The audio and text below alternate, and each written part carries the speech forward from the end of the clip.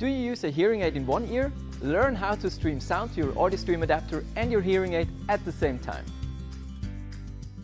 Compatible phones with Android 12 and later let you stream sound to your AudioStream adapter and an ASHA-compatible hearing aid at the same time for bimodal streaming.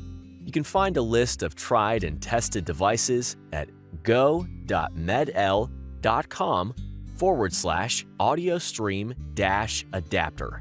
Before pairing your phone with an AudioStream adapter and your hearing aid, you'll need to configure the adapter using the latest Audio Key app.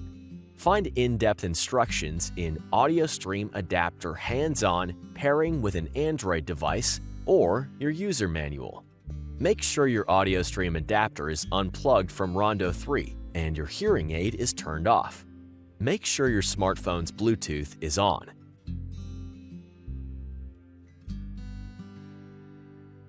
Then, plug in your AudioStream adapter to RONDO 3. Your AudioStream adapter will connect to your phone automatically. Once your AudioStream adapter is connected, turn on your hearing aid. Once turned on, pair your hearing aid using your phone's Bluetooth settings.